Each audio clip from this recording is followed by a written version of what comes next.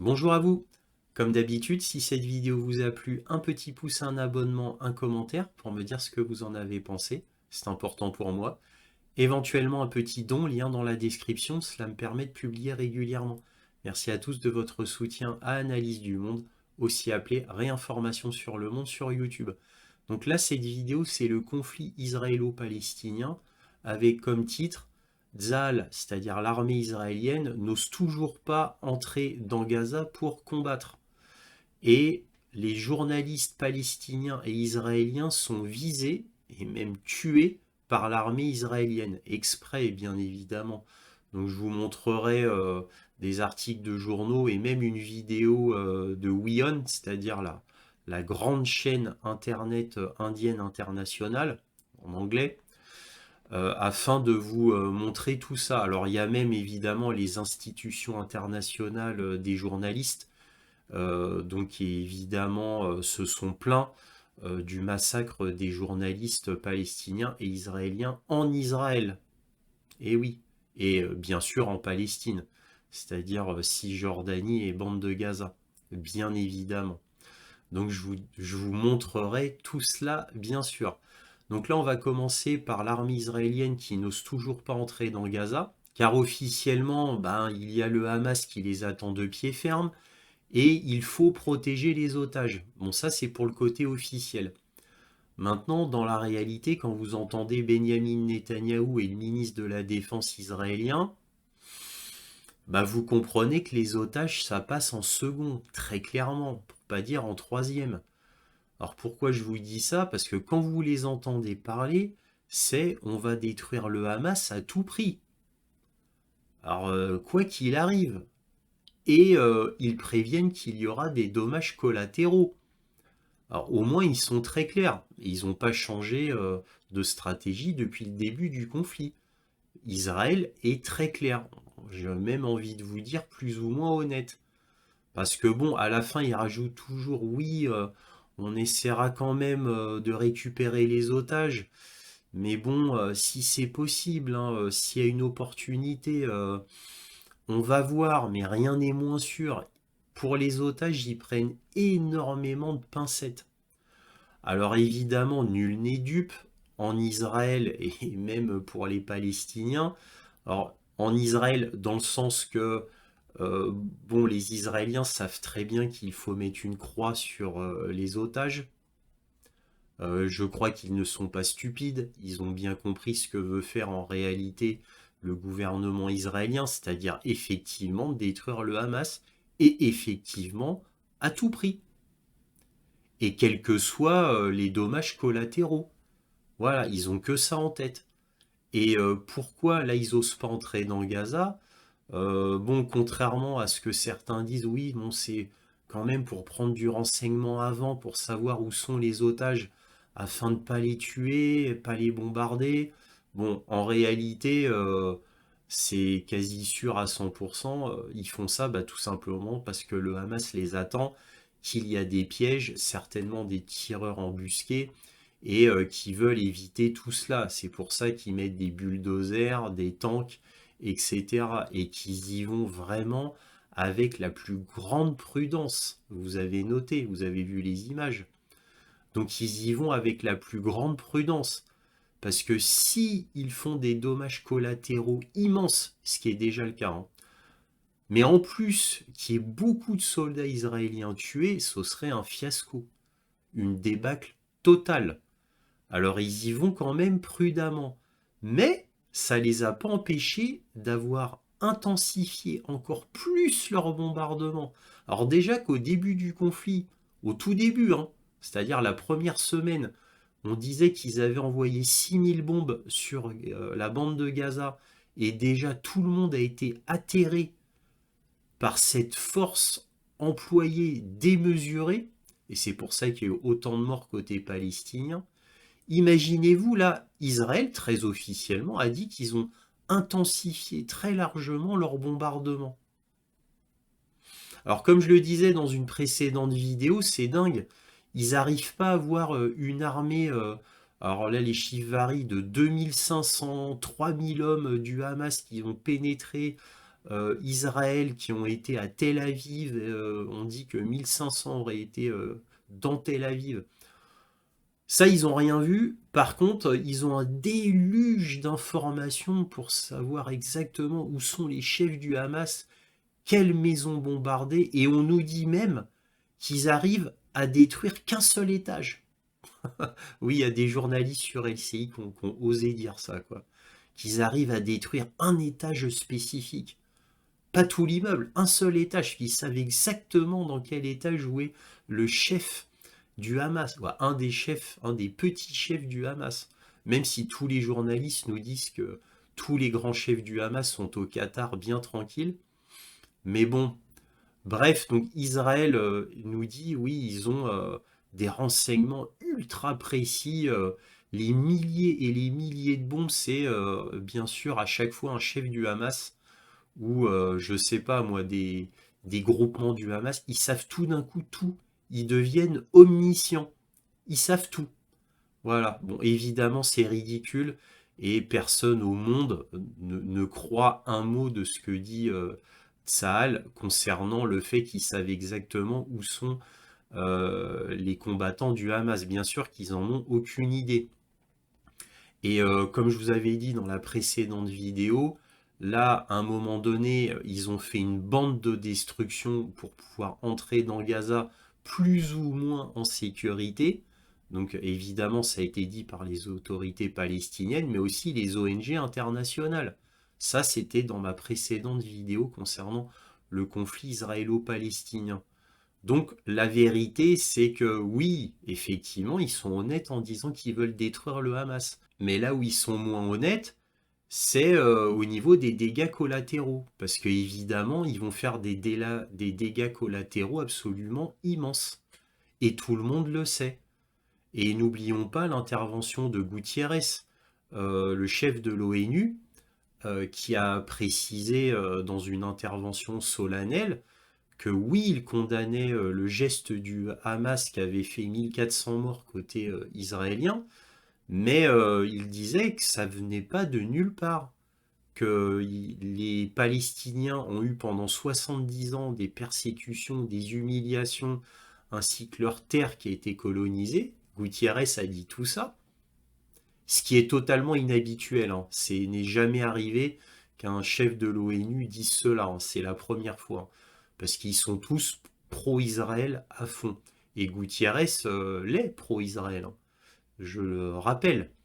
Mais là, comme il y a eu un vote à l'ONU qui a fait que l'écrasante majorité des pays dans le monde, l'écrasante majorité, a rejeté Israël et a été pro-palestinien, bah là, comme c'est le chef de l'ONU, il représente le monde entre guillemets, Gutiérrez est obligé de se fendre d'une intervention solennelle pour remettre les choses droites. C'est-à-dire que oui, il condamne le Hamas pour son acte terroriste, mais il condamne aussi Israël pour crime de guerre, crime contre l'humanité, et de manière voilà, totalement dans l'impunité totale. Donc là, ça ne peut pas durer. Parce que évidemment, les pays dans le monde hurlent contre Israël pour cela. Donc évidemment, le porte-parole de l'ONU israélien s'est fendu lui aussi d'un communiqué extrêmement sévère envers Gutiérrez. Il l'accuse d'être anti-israélien, pro-Hamas. Il veut en fait aider le groupement terroriste du Hamas. Bon, bref, évidemment, Israël dit absolument n'importe quoi, se ridiculise devant le monde entier en faisant semblant de ne pas avoir entendu la première partie de Gutiérrez qui disait qu'il condamnait le Hamas. Donc ils font semblant de ne pas avoir entendu la première partie, mais seulement la seconde partie. Voilà, donc ils sont totalement ridicules. Donc Israël se ridiculise une nouvelle fois, bien évidemment. Et le problème, c'est que, bon, bah, comme l'écrasante majorité du monde est contre Israël et pro-Palestine, bah, Gutiérrez, le pauvre, lui, ne fait que représenter ce qu'a dit la majorité à l'ONU, c'est tout. Donc il ne fait que son travail. Et il ne faut pas oublier que la communauté israélienne est très divisée sur ce point-là. Hein. Il y en a maintenant qui sont pro-palestiniens devant les dommages collatéraux immenses faits par les Israéliens. Maintenant, même Israël est très divisé, hein. Faut pas l'oublier. Donc ça devient très très difficile pour Israël qui essaye de se réfugier dans son impunité historique et du fait que tous les Occidentaux, depuis 70 ans, sont toujours derrière Israël, donc ils se réfugient derrière ça. Et le fameux veto américain derrière les jupons des États-Unis, bien évidemment, mais ça ne durera pas éternellement, hein. Même Joe Biden a prévenu Israël qu'il fallait qu'Israël fasse très attention quand même, hein, au niveau de la réplique disproportionnée. Même Joe Biden l'a dit, hein, officiellement. Donc Israël marche sur des œufs. Donc ils ont les otages à Gaza, ils ont le fait qu'ils doivent pénétrer dans Gaza de manière très prudente pour éviter un massacre des soldats israéliens, et pour l'instant ils osent toujours pas, hein. Nous verrons bien. Bon, maintenant on va voir des articles de presse et une vidéo. Alors là, on va commencer par un article du New York Times du 29 octobre. Et que dit-il? Guerre Israël-Hamas. Israël étend ses attaques terrestres à Gaza alors que Biden demande une augmentation de l'aide. Alors, faut interpréter étend ses attaques terrestres. Alors, oui, il y a un petit déploiement qui est en train de se faire dans la bande de Gaza, mais par petites touches. Très officiellement, l'armée israélienne ne s'est pas engagée dans Gaza. L'armée, j'entends. Alors évidemment, il y a un tank par-ci, un tank par-là, quelques hommes par-ci, quelques hommes par-là, mais officiellement, Benjamin Netanyahou, pour l'instant, a dit qu'il ne s'engageait pas totalement dans la bande de Gaza. Là, il tâte le terrain d'abord. Je continue. Le président Biden a déclaré au Premier ministre israélien que son pays avait le droit de se défendre, mais qu'il devait faire de la protection des civils une priorité. Cette dernière phrase est à mourir de rire, évidemment, parce que Joe Biden il dit ça, mais sans en croire un mot, sachant très bien qu'Israël n'en tiendra pas du tout compte. 33 camions humanitaires sont entrés dans l'enclave. 33 camions, c'est ridicule hein, par rapport au nombre qu'il faudrait. Toutes les ONG disent qu'il faudrait au moins 100 camions par jour. Je continue. 33 camions humanitaires sont entrés dans l'enclave, où les connexions téléphoniques et Internet ont été en partie rétablies après une panne quasi totale. Alors j'adore aussi le New York Times, hein, qui est évidemment pro-israélien. Une panne, non, officiellement, hein, officiellement, côté israélien, ils ont coupé les communications. Et d'ailleurs, bon, peut-être que je dis une bêtise, mais il me semble que le ministre de la Défense israélien l'a dit très clairement, qu'il coupait tout. Bon, bref. En gros, la panne, c'est pas une panne. Ah, bah tiens, il y a une panne dans le sens accident. Non, ça a été coupé par Israël. Voilà, déjà. Donc là, vous voyez bon, une image de Gaza.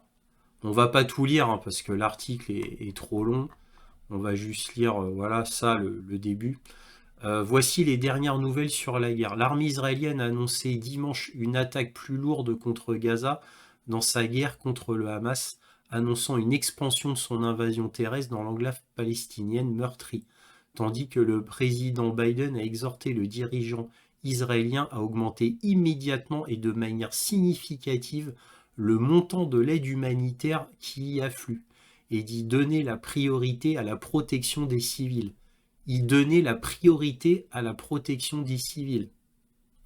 Alors je vous rappelle, comme je l'ai dit en début de vidéo, que Benjamin Netanyahou est le ministre de la Défense israélien, a dit strictement l'inverse. C'est-à-dire que la priorité, c'est la destruction du Hamas. Les dommages collatéraux, s'il y en a, tant pis. Je rappelle aussi que la plupart des consultants sur BFM ou même LCI sont d'accord pour dire que les otages vont être sacrifiés. Voilà, les médias occidentaux donc le disent même eux clairement. Les opérations terrestres israéliennes ont commencé vendredi, après plusieurs semaines de bombardements aériens sur Gaza à la suite des attaques terroristes du Hamas contre Israël le 7 octobre, qui ont fait plus de 1400 morts et plus de 200 autres otages. C'est les fameux 230. Les images satellites montrent des dégâts considérables causés par les frappes israéliennes. Au moins, ils admettent ça. Le ministre de la Santé de Gaza, contrôlé par le Hamas, j'aime le petit détail, a déclaré que plus de 8000 personnes, dont 3342 enfants, avaient été tués et que de nombreux autres avaient été blessés. L'ONU affirme qu'elle abrite plus de 600 000 personnes contraintes de quitter leur foyer. Vous voyez ? Vous notez que le New York Times parle toujours de plus de 1400 morts. Et que ça fait maintenant, peut-être 2 semaines, ou au minimum 1 semaine et demie, mais bon, je crois que c'est 2 semaines, qu'on reste à 1400 morts. Par contre, vous notez que le nombre de Palestiniens morts ne cesse d'augmenter tous les jours. Lui, il est stable, le chiffre des morts israéliens est stable, bah oui, c'était lors de l'attaque du Hamas. Et par contre, les chiffres palestiniens, bon, on en est à 8000 personnes. Ceux qui sont décomptés. Encore une fois, dans ma précédente vidéo, je vous avais dit, il y a ceux qui ne sont pas décomptés, c'est-à-dire ceux qui sont toujours sous les décombres, morts, et ceux qui sont toujours sous les décombres, très gravement blessés, en train de mourir.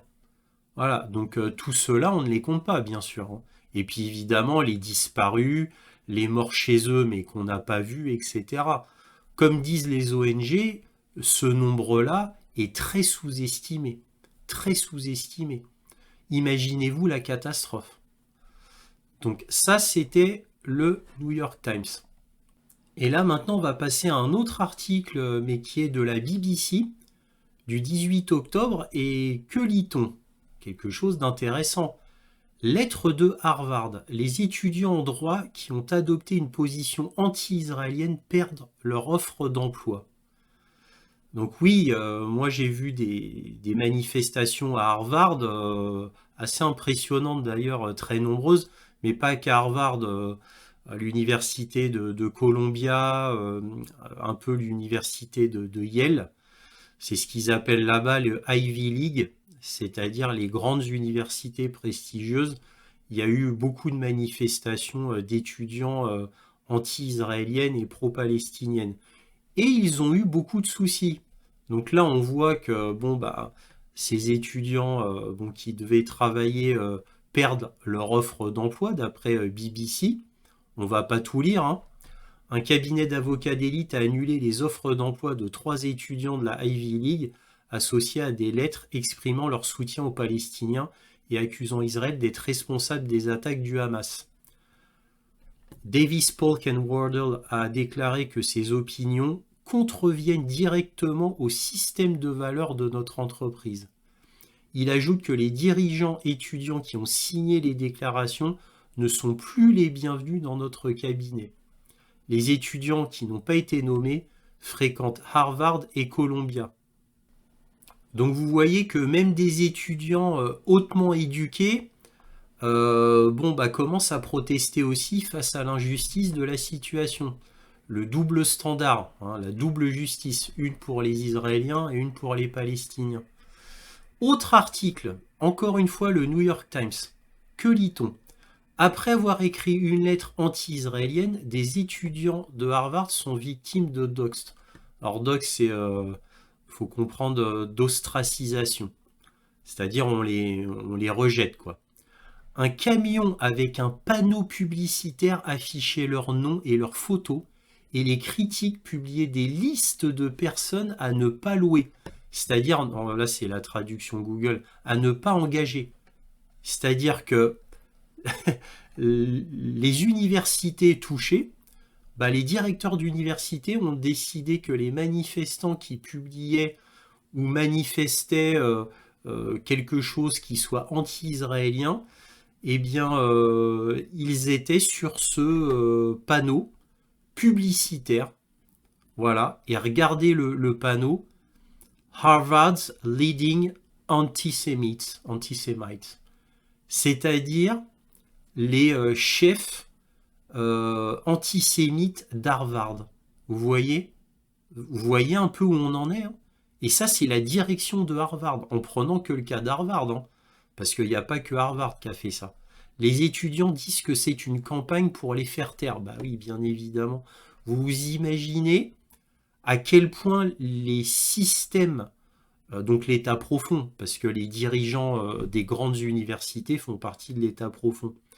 Et évidemment, c'est tout le système américain qui est comme ça à haut niveau, bien évidemment, bien évidemment. Donc Harvard, Columbia, les grandes universités de Chicago, Caltech, MIT, même combat. Ils sont dirigés par les mêmes. C'est l'État profond. Et donc, vous voyez jusqu'où ça va aux États-Unis. Des camions publicitaires qui passent comme ça, payés par l'université d'Harvard, là pour le coup, mais d'autres le font encore, pour montrer ceux qui se sont dit anti-israéliens et pro-palestiniens. Vous imaginez un peu où on est là? Donc là, on est dans un monde dystopique. C'est surréaliste comme situation. Normalement, ça devrait faire hurler la terre entière. Normalement. Normalement. On va pas tout lire, hein. Sur un campus déjà profondément divisé, parce que oui, il y a la partie pro-israélienne et la partie anti-israélienne, bien évidemment. Cette déclaration a déversé de l'acide partout à Harvard Yard, c'est-à-dire l'université d'Harvard. Une coalition de plus de 30 groupes d'étudiants a publié une lettre ouverte la nuit de l'attaque du Hamas affirmant qu'Israël était entièrement responsable des violences qui ont fini par tuer plus de 1400 personnes, pour la plupart des civils. 30 groupes d'étudiants, c'est énorme. C'est énorme. Donc là, c'est admis par le New York Times. Et pareil, il y a la même chose dans l'université de Columbia et dans d'autres grandes universités, Californie, etc. Voilà. Donc, ben, évidemment, on va pas tout lire parce que c'est pareil, c'est énorme. Mais je vais quand même vous lire le début. La lettre publiée sur les réseaux sociaux avant que l'ampleur des meurtres ne soit connue ne contenait pas les noms des étudiants individuels. Mais en quelques jours, les étudiants affiliés à ces groupes ont été doxés. Alors, encore une fois, c'est un terme purement américain qui veut dire qu'ils ont été ostracisés, hein. On les a bannis, c'est ça, on les a bannis, et leurs informations personnelles publiées en ligne. Les frères et sœurs restés au pays ont été menacés. Les dirigeants de Wall Street ont exigé une liste de noms d'étudiants pour interdire leur embauche. Mais vous vous imaginez un peu? Délit d'opinion. Délit d'opinion. Les dirigeants de Wall Street ont exigé une liste des noms. Et un camion équipé d'un panneau d'affichage numérique payé par un groupe conservateur a fait le tour de Harvard Square, affichant des photos et des noms d'étudiants sous le titre Les principaux antisémites de Harvard. Vous vous imaginez un peu? Bon, moi j'ai appris que c'était le directeur de l'école qui avait averti,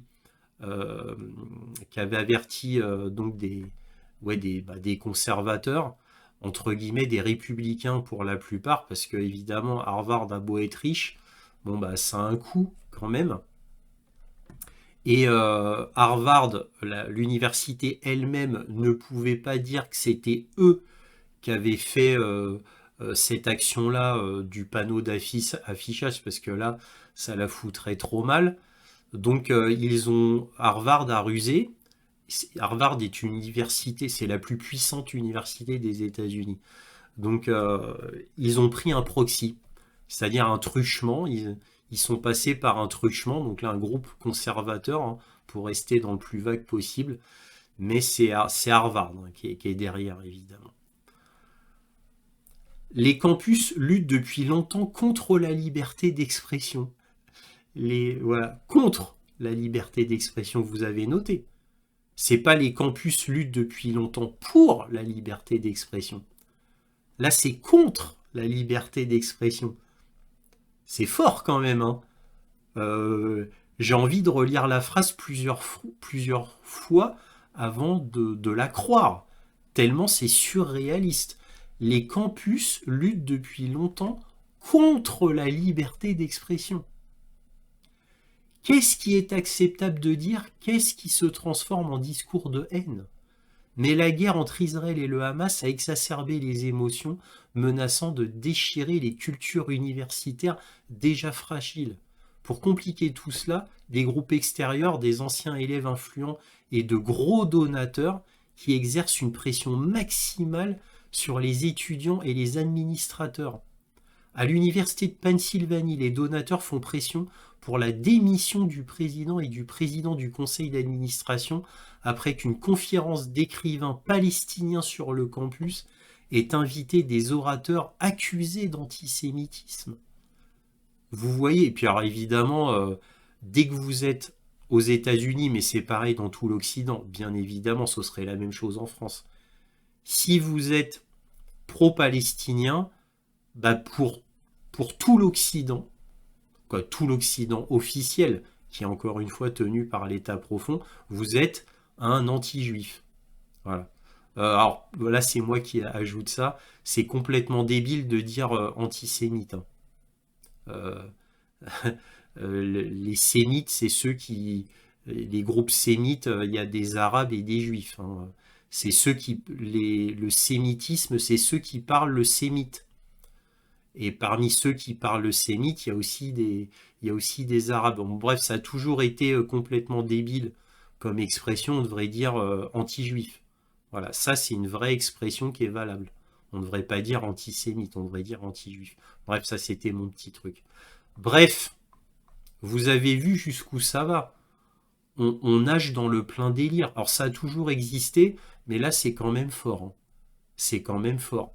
Parce que tout le monde sait que c'est Harvard hein, qui est derrière ça. Hein. C'est pas un groupe indépendant à l'extérieur de l'université qui a fait ça tout seul, comme des grands. Ça, c'est à la demande du directeur d'Harvard. Voilà. Bon, bref, je passe.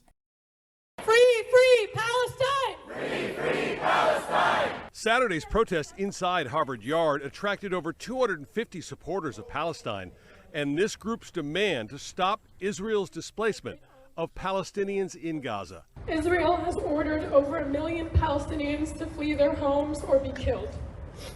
This is not self-defense. Tens of thousands of Palestinians are fleeing Gaza.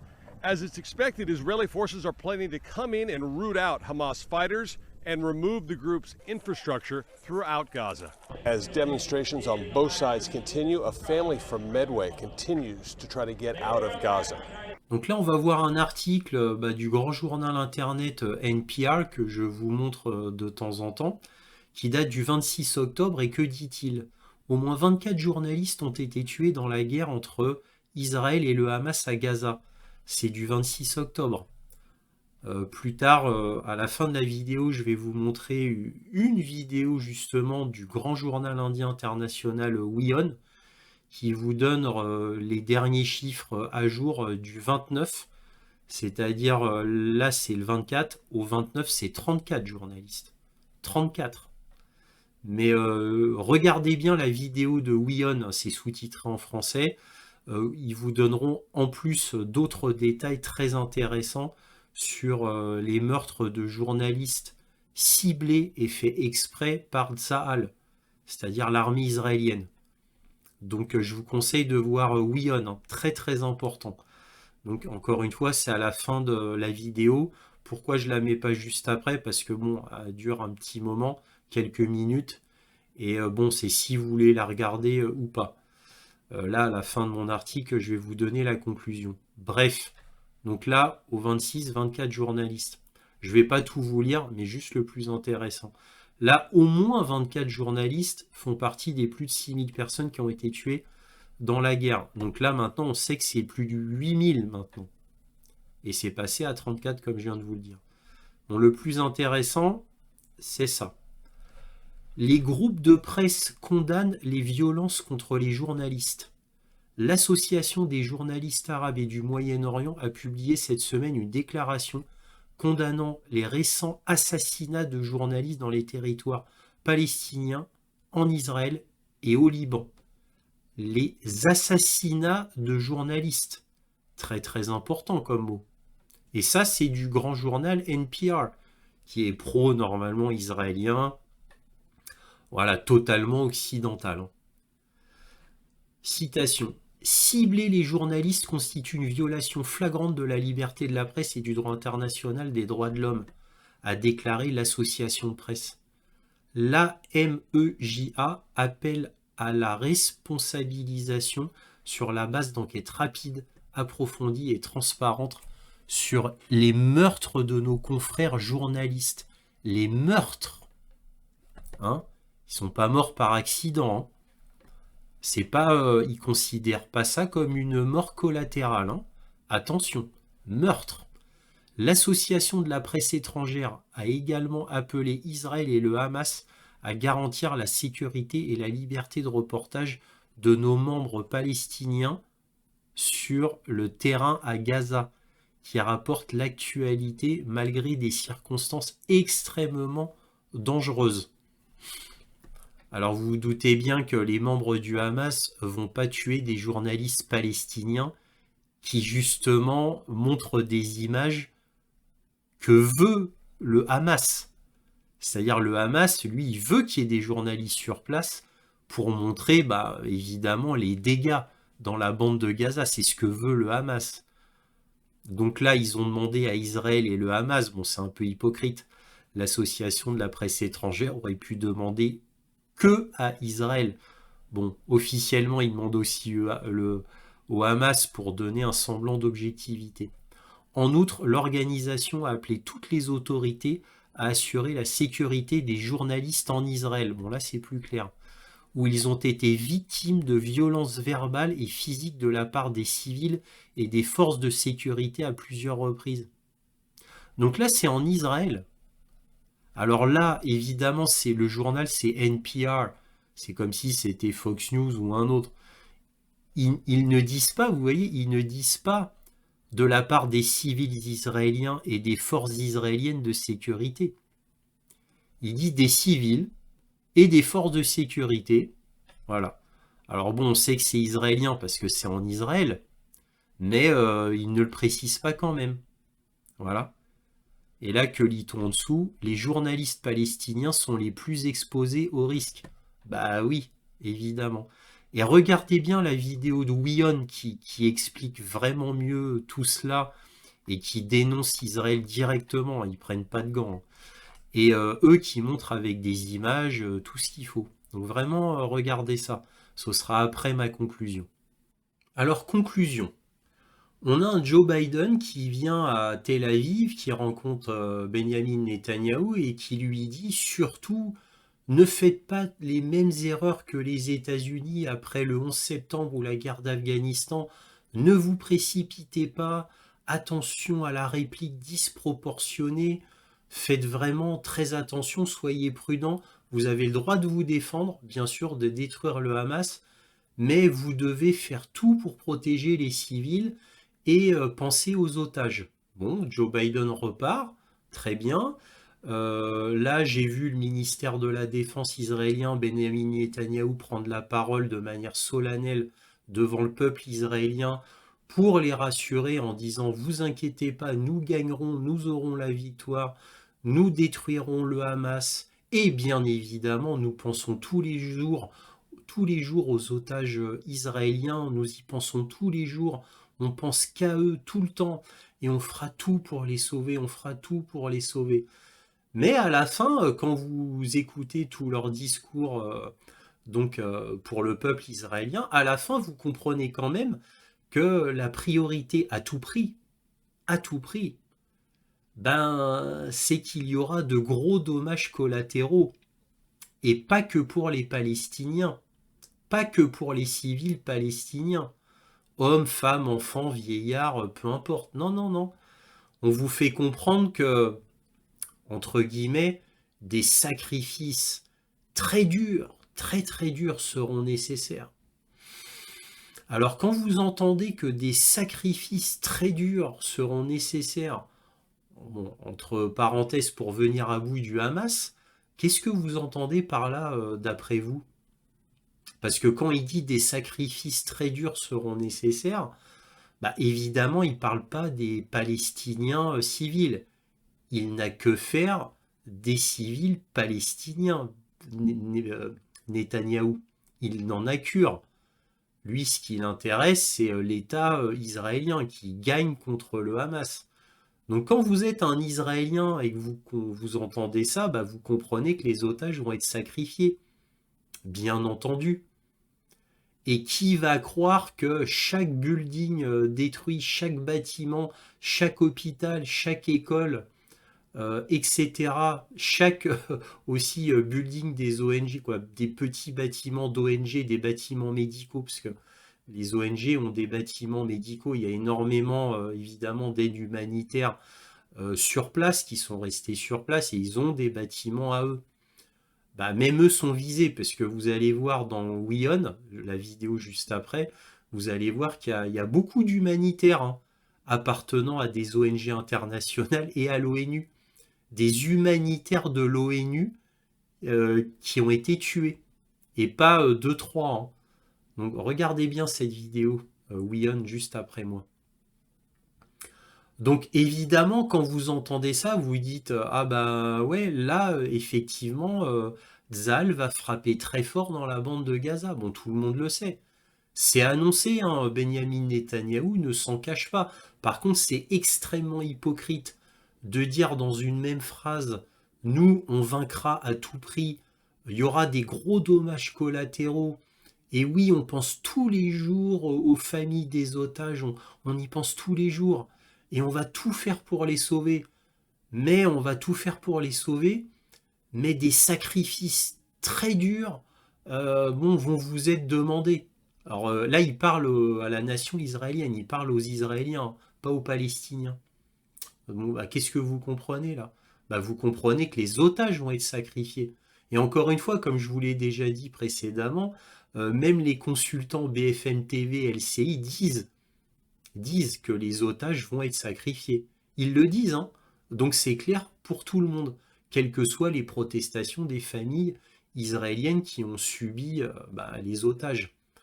Alors évidemment, c'est une tragédie, évidemment, pour eux c'est une tragédie. Bien évidemment. Mais Israël va sacrifier les otages. Alors là, qu'est-ce qu'on a vu dernièrement? Moi, je l'ai vu hier soir. J'ai vu des images, mais consternantes. Des ONG ont filmé une voiture qui allait vers le sud, donc peut-être pour s'enfuir, et cette voiture a été bombardée en direct par un char israélien.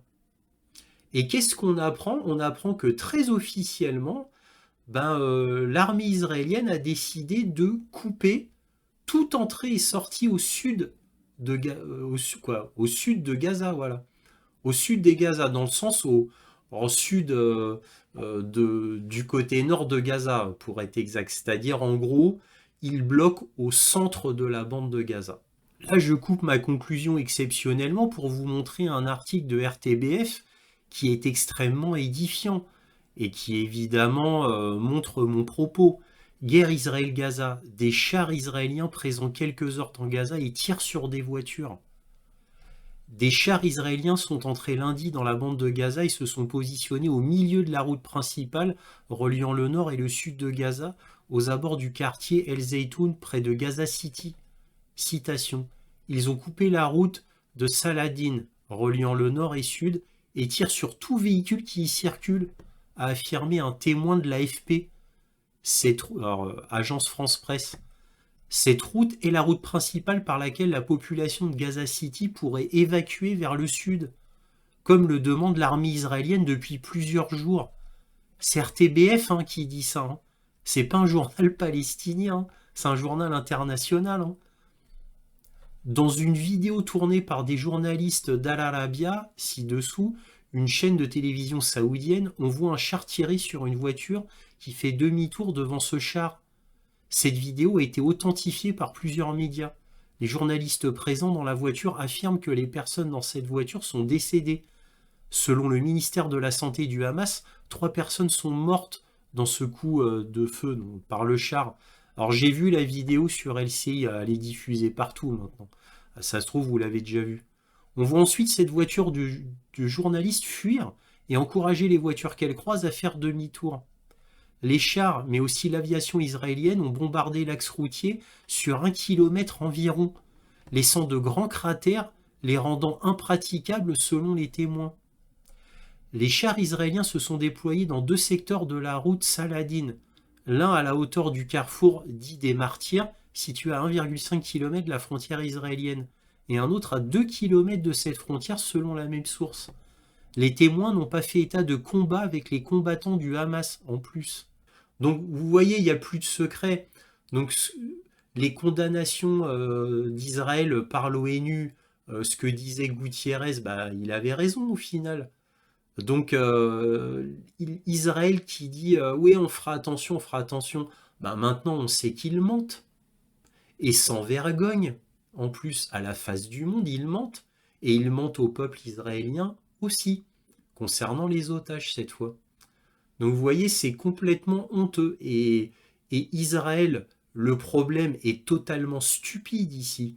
Car comme je le disais dans mes autres vidéos, je vous avais dit qu'une réponse disproportionnée d'Israël allait faire que tout le monde allait se retourner contre eux. Et ça va mettre Israël dans un état extrêmement périlleux et qui s'était vautré dans le piège du Hamas, et ben c'est triplement, quadruplement confirmé. C'est-à-dire que Israël non seulement se vautre dans le piège du Hamas, mais là c'est plus que s'y vautrer, c'est qu'elle s'y complaît. Israël se complaît dans le piège du Hamas. Alors maintenant, il faut comprendre pourquoi. Est-ce par pure stupidité? Non. Parce que là, il commence à y avoir des doutes. Il y en a qui commencent à parler, même dans nos antennes, dans les médias, en disant qu'en fait, toutes les communiqués qui ont été faits à Netanyahou, au Shin Bet, au Mossad, au Haman, c'est-à-dire les centres de renseignement israéliens, en les prévenant, et le fait que, personne n'était au courant, que Benyamin Netanyahou n'ait pas écouté l'Égypte, qu'il l'a contacté directement pour lui dire qu'il y avait une armée du Hamas qui venait sur son territoire, voilà, eh bien le fait que en fait Benyamin Netanyahou ait refusé d'entendre l'Égypte, eh bien en fait était fait exprès, qu'en fait tout ça est fait exprès. Tout était prévu à l'avance par Benyamin Netanyahou. En fait, c'est un scénario qui se déroule. Voilà. Et il y en a même qui disent le Hamas a préparé tout ça. Benyamin Netanyahou était bien évidemment parfaitement au courant via ses 3 agences de renseignement et il a laissé faire. Donc il y a des journalistes américains, ils disent c'est le Pearl Harbor israélien. Parce que maintenant on sait que Pearl Harbor, c'est les États-Unis qui avaient laissé faire les Japonais. Vous voyez, hein, les documents déclassifiés, ce que ça fait. Vous voyez, hein, tous les jours, on apprend des trucs extraordinaires. Hein. Donc maintenant, comme on sait que Pearl Harbor, en fait, ça a été créé par les Américains, dans le sens, ils ont fait exprès de mettre les bateaux côte à côte et ils ont fait exprès de laisser les Japonais construire leur truc tranquillement et faire cette immense tragédie à Pearl Harbor pour en pouvoir attaquer les Japonais et donner un prétexte du fait que le peuple américain soit complètement dans l'émotion. C'était le prétexte, l'excuse pour pouvoir lancer 2 bombes atomiques sur Hiroshima et Nagasaki. Voilà. Et ben Benyamin Netanyahou a fait le même stratagème américain. Alors évidemment, ce n'est qu'une spéculation, qu'une hypothèse. Mais ça expliquerait tout. Parce qu'à la fin, Israël, que va-t-elle faire? Comme elle est toujours dans l'impunité la plus totale, parce que de toute manière, il y aura toujours un veto américain, bien sûr, donc ils seront toujours dans l'impunité, ils pourront détruire tous les Gazaouis, aucun problème, il y aura toujours le veto américain, il y aura toujours la protection américaine de la France, du Royaume-Uni, de l'Allemagne, etc., bien évidemment. Donc il y a une impunité, donc ils vont pouvoir détruire Gaza, s'y installer sans problème, et puis ça, le monde entier va hurler, mais qui va faire quoi que ce soit? Parce que détruire Israël, ça veut dire se mettre en guerre avec les États-Unis. Donc je pense que personne ne fera quoi que ce soit. Je pense, après tout peut arriver, le Hezbollah peut intervenir et frapper extrêmement fort Tel Aviv, peut-être, bon. Mais bon, voilà, si le Hezbollah n'intervient pas de manière massive, bon, bah voilà, je sais pas ce que fera Israël. Mais bon, là, Israël, bon, est dans l'impunité la plus totale. Surtout que là, présentement, au moment où je vous parle, il y a des heurts en Cisjordanie où les colons israéliens, dans le feu de l'action et profitant du moment, comme ils sont tous armés, bah, qu'est-ce que je viens d'apprendre sur LCI? Je viens d'apprendre tout dernièrement que les colons israéliens profitent pour prendre les terres des Palestiniens, au moment où je vous parle, hein. Donc c'est un énième scandale. Et là, même les journalistes LCI le dénoncent. Pour vous dire. Pour vous dire. Donc là, les colons israéliens en profitent.